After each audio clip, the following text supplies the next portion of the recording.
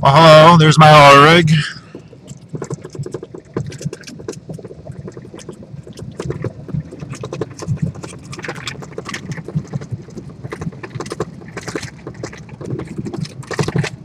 It's going to be a bumpy ride here for a minute. I'm on the commute home. This is a lease road. This is a road that the oil rig built. Oh, look.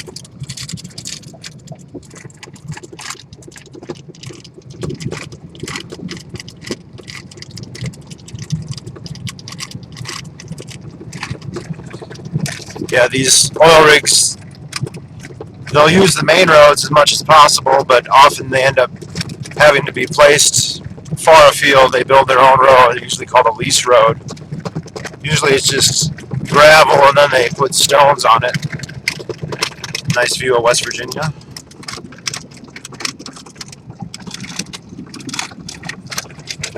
But anyway, that's not why I'm making this video. I'm making this video now because it's too loud at work to record videos even in the bathroom. And I've also been a little too busy. And also, between the commute and getting home, there isn't enough time to really do videos. So I prefer to do them in the car here. If I read this and the audio is terrible, I'll record it again. What I want to do is make another video on my installment on public education. I don't know if it's going to be the final one. I'm sure it won't be the final one ever, but it might be the final one for the time being.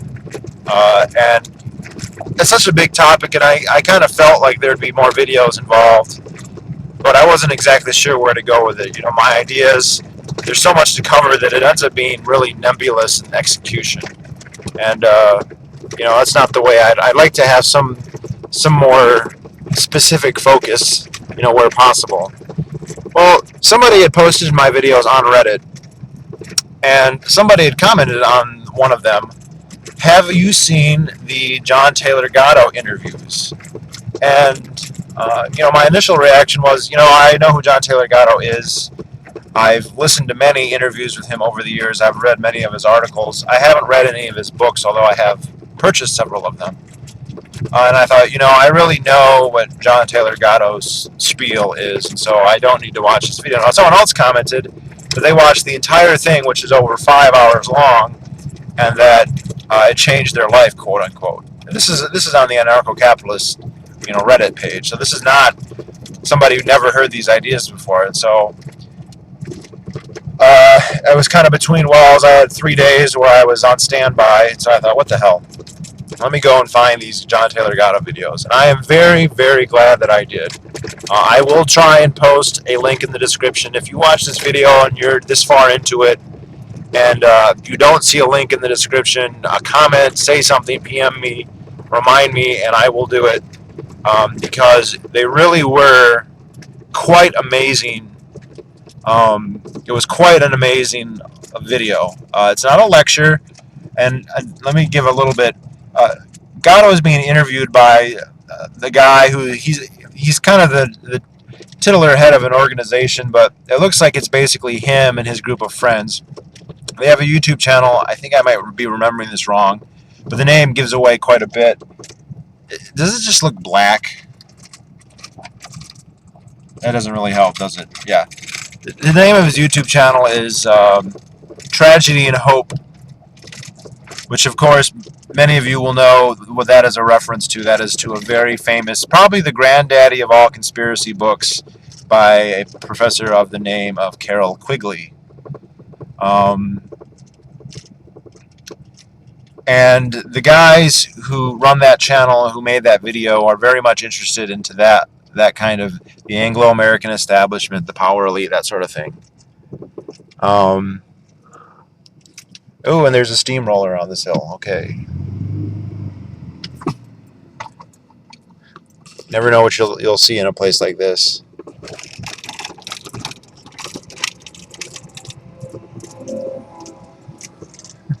Just driving down the hill. The steep hill, making YouTube videos as I risk my life, driving a stick shift down a muddy dirt road. Actually, it should be pretty good. A steamroller just drove up it, so actually the surface is not bad. Anyway, a warning on the interview. the first 16 minutes is the host basically giving an introduction. And he really, although most of what he says is pertinent and it's worth watching, because when you see such an in-depth interview like this, it's a really good idea to know who's presenting you the information, what their angle is, if they have one, that sort of thing. Because it gives you a lot to go on this guy is thinking. So it's kind of, the first 16 minutes are kind of tedious, and some of the other people who commented about the video said that as well. But I would recommend watching them, not because they're particularly informative about the source material, but because they give you some idea of who it is who's asking these questions. But then once that gets done, it basically goes into a very, very long sit-down discussion with John Taylor Gatto. It's 5 hours long. They do a break every hour, and the moderator or the interviewer, he does prompt Gatto. He asks some questions and follow-up questions and the like, but it's really just a wonderful opportunity for him to just start talking. And what he talks about with such authority, well, the thing about him is, I could say these things and people are just going to say, well, you are just some guy, on YouTube. Well, John Taylor Gatto, for those of you who don't know, was a public school teacher for just shy of 30 years, 29 years in New York City. And not only was he just a public school teacher, he was a good one, at least according to the public school standards, because for 3 years in a row, he won Teacher of the Year for the city of New York City, which is a fairly, it's the largest metropolis in the United States. I think it's the third or fourth largest city in the world. Probably has more public school teachers than any other city, or nearly so. And it's no small feat then to be, chosen 3 years in a row, no less, as the Teacher of the Year. And the final year, which was the year he retired, or very close to that, which I think was 1991. These 3 years kind of bridge the 80s to the 90s gap. He was also chosen as Teacher of the State for the entire state of New York. So there are probably no public school teachers in the country who have more qualifications or a better rep when it comes to their abilities as a public school teacher. So that means when he comes out and says things like public schools are there to make people dumb and to make them obedient and to make them to ruin children, to crush their initiative and to crush their desire to learn, that they are there to retard, like in the sense of to slow down, if not completely halt, child development, then that's quite profound. And his books have even been reviewed by prominent educational academics, some of whom who have admitted that what he says is as damning and contemptible as you can imagine, and yet it is accurate and valid. Now, this discussion does not only talk about public schools, it goes into all kinds of different details. And sometimes it was frustrating because they would go on to tangents that were, like they would be pursuing a point that I really wanted to hear more about, and they go on to a tangent, but then there again, many of the tangents were, some of the most interesting stuff. So I want to talk about this, and more generally, but if you get nothing else from this video, please take the time to watch the John Taylor Gatto interview that I will hopefully have linked in the description. And if not, ask me about it and I will refer you to where you can find it. Even if you can't watch it all in basically one day, which is what I did, it is worth investigating. Now, where to begin? The retort, I don't know if it's the most common, but one of the most common retorts that you hear when you talk about a free market in education and getting the government out of public schools is a very strong objection that doing so would be very unfair and it would be not egalitarian, although they usually don't phrase it exactly that way. And the reason is because then you would have people who get an education who can afford one, the rich, the powerful, and then everybody else who will not get an education and hence will be at a distinct disadvantage. And that this will lead to a bifurcation of society, or a greater stratification of society along hierarchical lines based on wealth or perhaps race, depending on who you're talking about, political power, that sort of thing.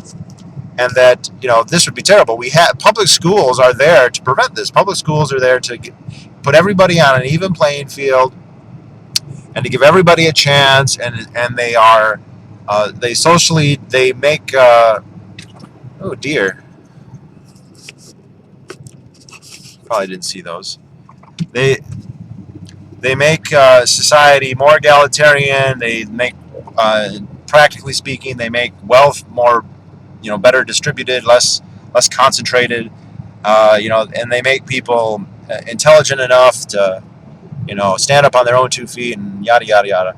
And the supreme irony of this is that they are actually intended for the exact opposite of that. Firstly, it is patently absurd to claim that public schools are doing this today. There's an enormous difference, both in wealth and in political power, between some people, an elite, and exactly how you want to define them is not. I mean, it's important, but not everybody in this group nicely fits into one or the other definition. There are people with political power, then there are also wealthy people. There are people who aren't necessarily wealthy, but they have the right connections and yada yada yada. But those people, and I think that's clearest and most hypocritically demonstrated by politicians, they do not educate their children in the public schools.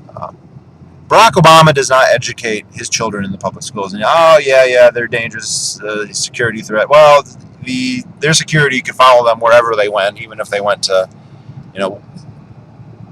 Main Street Elementary School or whatnot. But it goes much deeper than them. The children throughout the aristocracy of the political elite don't attend public schools, and they don't even attend most private schools. Most private schools are essentially the public school model, just under slightly better management, which makes a difference. It's a difference that's worth the price to a lot of people, but it's not a functional difference. However, there is an elite cadre of private schools in this country, a few dozen, and then maybe a few dozen more who are essentially their imitators. They do the same things, but they don't have the pedigree. They don't have the history. The number one that he always mentions that I've heard of before is called Groton. There's several others: Exeter, St. John's.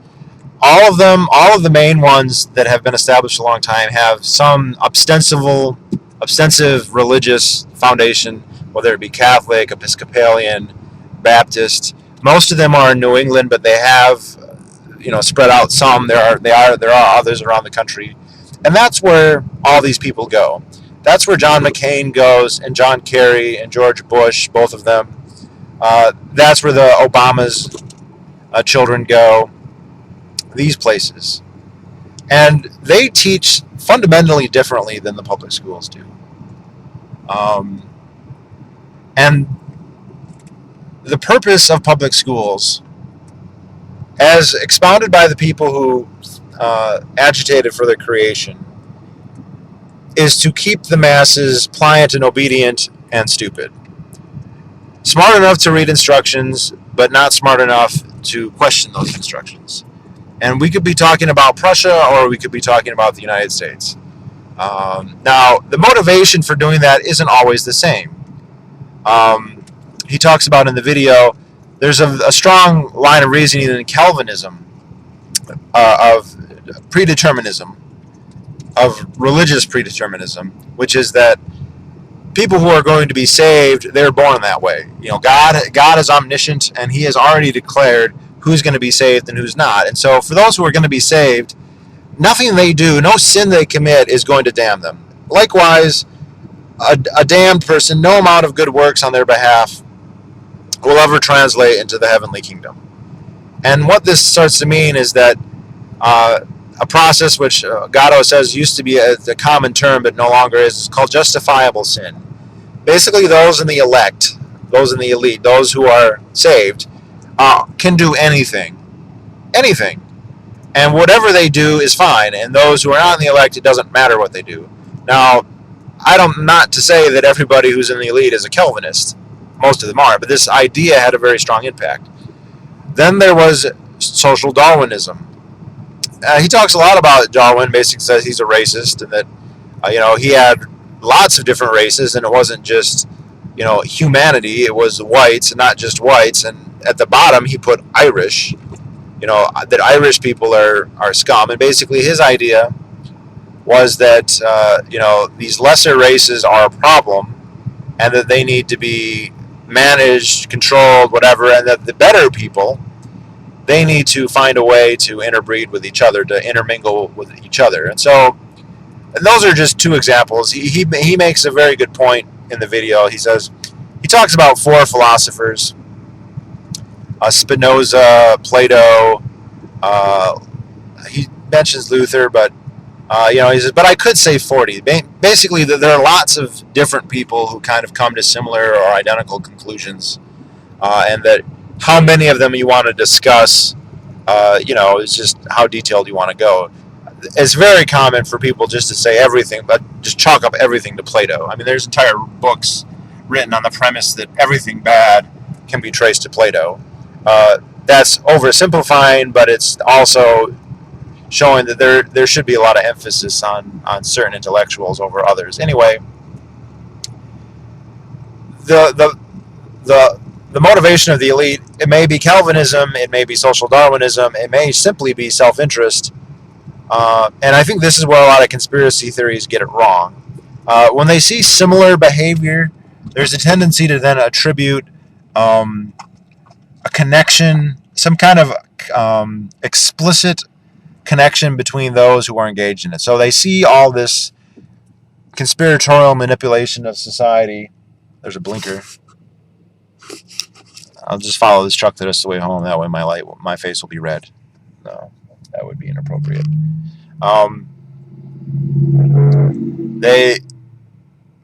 They see, for in this case, people using public schools to manage people, and they think, oh well, that proves that the Illuminati or the Bavarian whatever or the Skull and Bones. And I think that what that misses is that if you want to manage people, then you're going to do certain things. And there's lots of people out in the world who want to manage people for different reasons. If you're in power or you want to be in power, it makes sense to want to manipulate people through the public schools.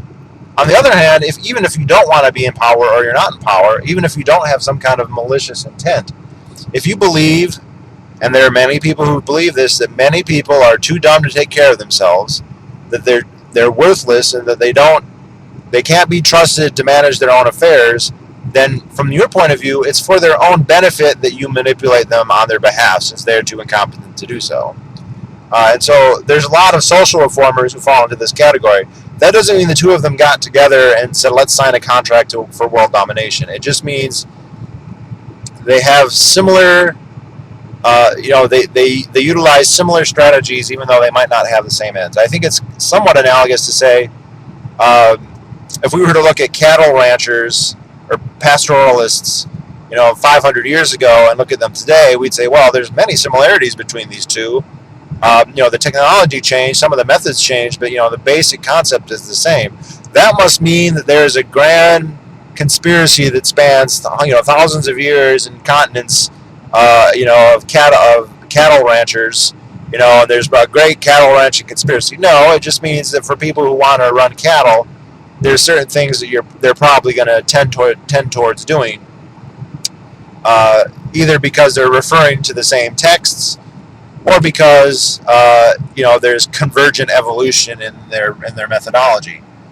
So it doesn't imply a worldwide coherent bovine conspiracy. Likewise, manipulating the populace, controlling the populace is something that historically all states are going to want to do. Not to mention the social reformers and whoever else might have a stake in that sort of development.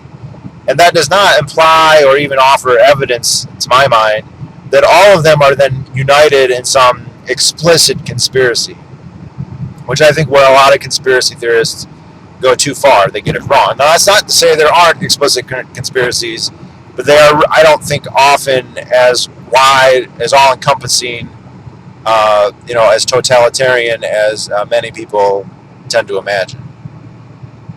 So, and he starts going through, and he talks about Plato's Republic and another utopian book by Plato called The Laws, and what Spinoza wrote about humans, and of course, uh, Immanuel Kant and John Kelvin, and then of course John Dewey, and the main people who founded the U.S. education system and the Prussian education. They talked a lot about Fichte in Prussia,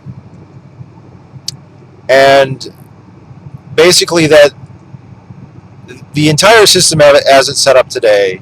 Here's the analogy he gave. He said he received an award one time, some kind of a pedagogic achievement award, and he was at the time he was receiving it.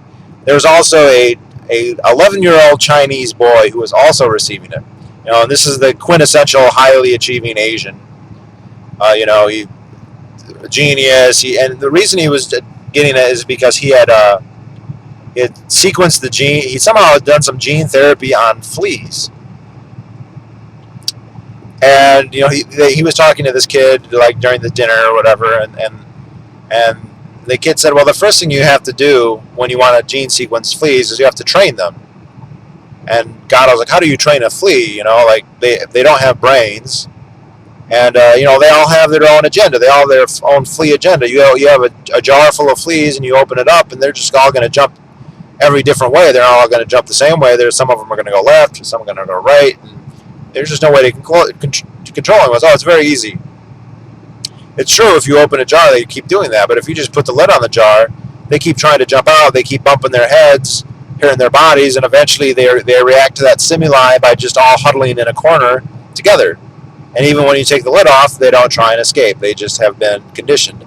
And Gatto said he had an epiphany that his job as a public school teacher was to be the lid. That was what he did. Now he said, I didn't realize I was doing that, and most of the things I tried to do were basically sabotaging that, although he didn't realize it. But that's what he was doing. And what he's talking about, he's a proponent of uneducating, which the idea is it's not even homeschool, where homeschool says, well, the parents are going to institute the curriculum. It's let the child do whatever they want, and when they develop an interest in something, which invariably they will, help them develop that. And the example he gave in his class, and apparently he would basically just let his kids go. Like they would come to class, and he would even say, like, if you can convince me, if you can give a reason why you don't need to know what we're teaching, then you don't have to learn it. And then you could just tell me what you'd rather learn, and I'll let you go off and do that. And one example, he said he had a kid who would just draw comic books all the time. And rather than say, no, listen, we're doing this, and you can't do that, he went to him and he said, okay, look, your comics, they're not very good. Like you have the same style, the same whatever. So here, take the week, go to the library, get every book you can on graphic design and how to write a comic book, and work on your craft, become better at it. And that's what he did. And he gave lots of examples of that, where he would just tell kids, okay, what are you interested in? And the kids would run off. And basically he said that he can take the poorest kids from Harlem, he said Black Harlem and Spanish Harlem, and they can achieve as well as kids from anywhere. And that the whole idea of the elite, that they're the only ones who can manage this, is totally absurd. But the school does not allow you to do that. School forces rigidity and deference to authority, to the point of non-questioning deference to authority. And he said that there used to be people like, oh, they want to teach you to be literate. Well, he said they used to distinguish. There was literacy, and then there was called active literacy. Literacy just meant that you could read, which is what the elite want. They want you to be able to read so you can read instructions. Active literacy means that you are able to rationally think, that you're able to entertain ideas and critically assess them, and then you're able to espouse those ideas or your own ideas either in text or through speech, and that you're able to do so in a way that is persuasive and compelling and articulate. Now, this is something very few people can do, but it's not especially difficult if you try. And then he went into a very, very fascinating discussion of Obama's speech patterns that I wish he had gone more tangential on. By his claim, and now there are people who would dispute this because there are people who say Obama doesn't speak well. He says that Obama has some of the most refined, sophisticated use of language that he's ever seen, that his manipulation of meter, cadence, and idiom, among others, is superb, and he is very, very curious as to where he learned to do this. He goes, Obama is something of a mystery man. He's in Indonesia, he's in Kenya, he's in Hawaii, he's in Chicago, he's in Harvard. At some point, he said he had to have been quote unquote classically trained or explicitly trained in this type of thinking and speaking. And that kind of education is exceptionally rare and very hard to come by. And he did not speculate as to who could have given it to him or what the purpose of his having received it would be, but it was very, very fascinating to hear. But because even the methods of speech that you learn in public school that differentiate literacy from active literacy subconsciously segregate society into the controllers and the not controllers. And one thing he talked about quite a bit about was meter. So do you read a high school paper?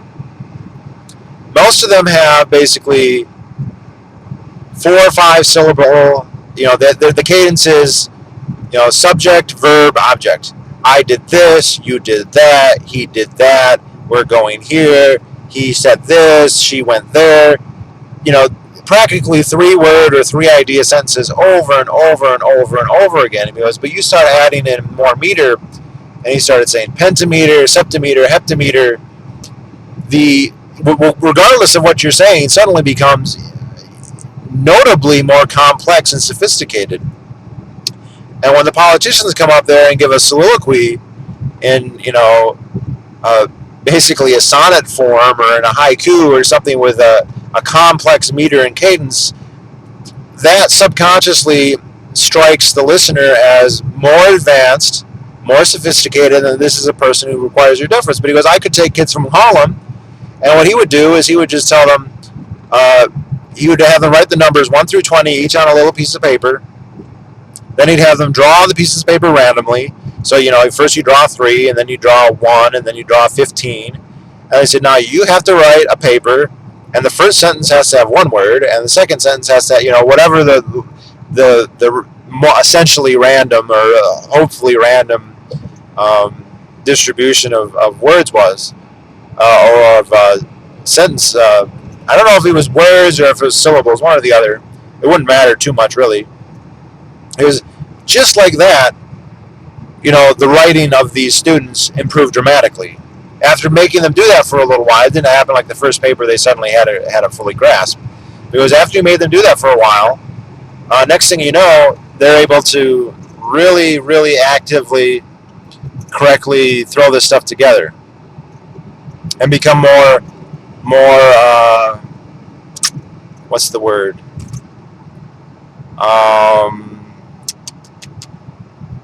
Much more improvisation. See, it's ironic that I had to hesitate to use that term. But there you go. They would incorporate varied meter in their writing after that. And that's not to say that's the only thing to learning something like that. But he was just using that as an example. Look, this is what can happen. This is what does happen. And he goes, that's just one example of the myriad ways that the public schools are actually perpetuating a class system where they're saying, okay, you guys are the people, are the plebes. You guys are the plebs. You guys are the ones who are underneath, who are to be managed.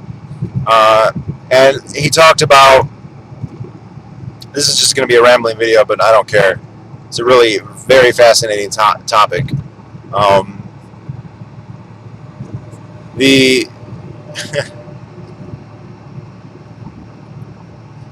He talks about how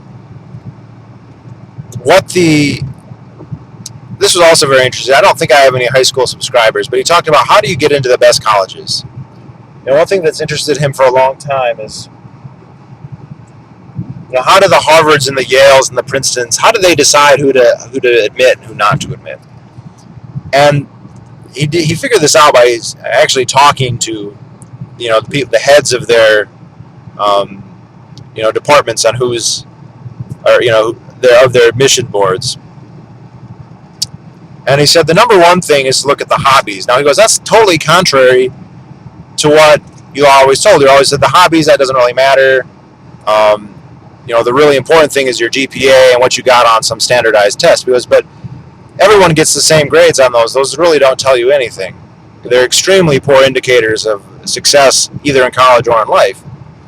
So what they look for in hobbies is and he goes, like sports. And he goes, well, you mean like football? Because everyone's, or well, you play football or basketball. He goes, no, not team sports.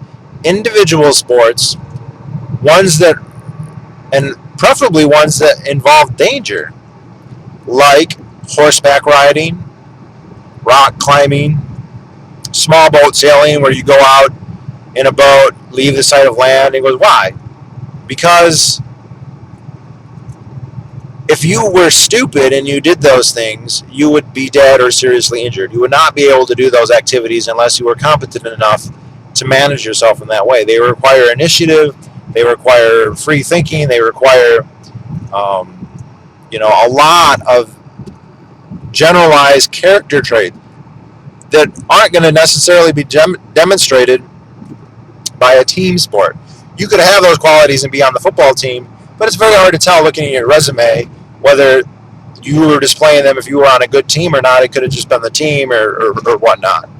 And now he said, well, and he said, kind of what they really are hoping for is they want people who are either be rich or be famous, and this is how they kind of decide. And he said, well, look, these are just for the elites. Not everybody can afford to have a horse. Or he goes, that's true, but there are substitutes people can do. And they said, we just accepted a guy who he started off-road unicycling without a seat. So he had a unicycle he kind of rigged up to work on rough terrain, took off the seat, and that's what he does in his spare time. That guy would not last very long if he didn't know or wasn't capable of handling himself.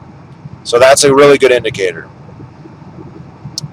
The others is if you can add value to others. Basically, if you can be an entrepreneur, if you can make the other people around you better or better off, then that is an excellent indication that you're going to succeed in life. Because if you are able to provide value to others, then you are going to get remuneration for that, and that entails, potentially fame, but at the very least, a high income or a good income.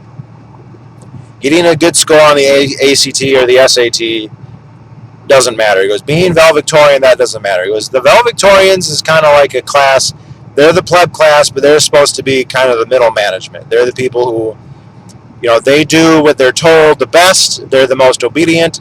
As a reward, they get a position of marginally more authority, but they don't get accepted to Yale or Harvard. And if they do, it's not because they are valedictorian. It's because they did it. And he calls it a helix sport, I believe.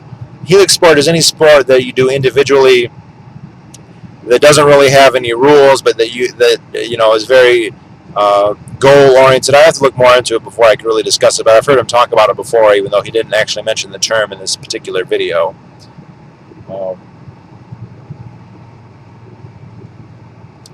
But there was that, and that was very interesting. And then he talked about, gosh, I can't even remember everything he talked about. Plus, I'm also looking out for cops. I got pulled over yesterday for driving on this stretch of road, so I got to watch my speed. I don't want to get pulled over. If that's somewhat ironic to speak in this context, so be it. But yeah, so public schools are there to, ironically, to compare to what people think, to separate out the population and have some people be on top, some people be just, they're obedient, people who, they don't critically think, they don't critically assess, they just fall into line. You stay in your class. But it's so obvious with the terminology. You are in a class, and yet people think that public schools are against class or somehow destructive to class. Absolutely not. There's no evidence for that at all, other than you wish that was the case. Oh, now I remember. And then he said, for a long time they were pimping out democracy because democracy, was kind of the new mandate of heaven for the state. The new justification for the state wasn't the divine right of kings; it was democracy. But then in the war during Vietnam, there was all these protests against the war and anti-government feeling, and so they said, "Oh, look, this is a crisis in democracy because the people get pissy, and the people aren't supposed to be pissy; they're supposed to do what the government tells them." And that gave rise to the whole, listen, yeah, voting, but the people in charge know what's really supposed to happen, and you should defer to their judgment. This is where we get especially obvious in areas like national defense, where you could say, well, I don't think that makes sense. Listen, you don't have all the special information that Obama does, and so everything he says and does is justified. And don't get out of place. You're only the true Democrats out there, and there are a few, as much as I loathe them for other reasons, are few and far between. Most of them, it is just a buzzword that means justification of the government and whatever they do. And that all you're allowed to do, all that democracy entitles you to do, is some essentially, in almost all cases, meaningless ritual of ballot stuffing that the government has complete control over: who's on the ballot, who counts the ballots, how the ballots are organized, who has ballot access. It is simply a assenting ritual that you are permitted to take part in. Anything more substantive than that is viewed as counterproductive and destructive to the people who know, who you're supposed to manage, to your teachers, basically. So I found it a very, very fascinating interview, well worth watching. Certainly more so than watching this entire video, which will have to terminate fairly quickly because my battery is soon to die. But it is supremely ironic that public schools are considered an avenue of advancement. There was much more social mobility upwards prior to the establishment of public schools. He talks about this too, the transfiguration of the American dream to finding your own way in life, to not necessarily to become a millionaire, but to become your own person. I want to have a good job. I want to be a good wage slave, to use an inappropriate term, but one that I think captures the correct mentality in this situation. To get a good job, and that's actually who most of the teachers are. Oh, he talks all about that. I don't have. Gosh, do I have time to go into this? I'll just broach on this. The idea is, this is going to hurt the capitalists. This is going to hurt the rich. Okay, J.P. Morgan and John D. Rockefeller and Andrew Carnegie and Henry Ford, all of these people had a very strong influence on either the creation and or the development of public schools in the United States. And he cites sources for this. All of their nonprofit organizations, the Rockefeller Foundation, the Carnegie Institute, the Ford Foundation, have explicit in their documents a desire to do this, where they even assess their progress. There are two different congressional inquiries into where the curriculum in public schools comes from, one in the 19-teens, one in the 1950s, both of which concluded that nonprofit organizations nearly dictate the curriculum of public schools. In fact, he points out that the Rockefeller Foundation was what started teacher pensions. They would go to teachers like, oh yeah, teachers, that's really important. We'll give a teacher's pension to anybody who teaches the correct curriculum. Oh, and so do you think that they did that because public schools will end capitalism, because public schools will make the poor be able to compete with the rich? And no, absolutely not. Totally naive to believe that, and totally ignorant too, because I doubt the people who spew that have any information, knowledge, or awareness that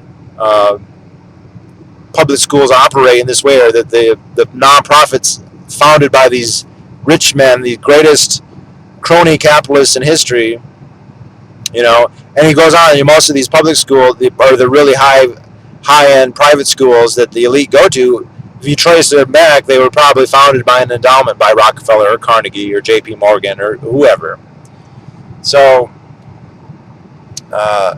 supreme irony. It is a disgusting system. Fortunately, in the United States, the option of homeschooling is available, and homeschooling entails within it, in most circumstances, the implicit assumption of unschooling, that, or at least the ability to unschool. And this still happens on accident to some people anyway. There are people who essentially receive unschooling educations, whether they go to public school or not, which is good.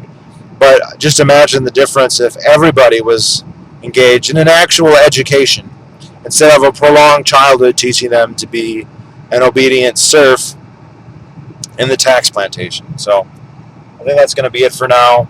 And again, remind me if I did not post links in the description, and I will get them there. All right, goodbye.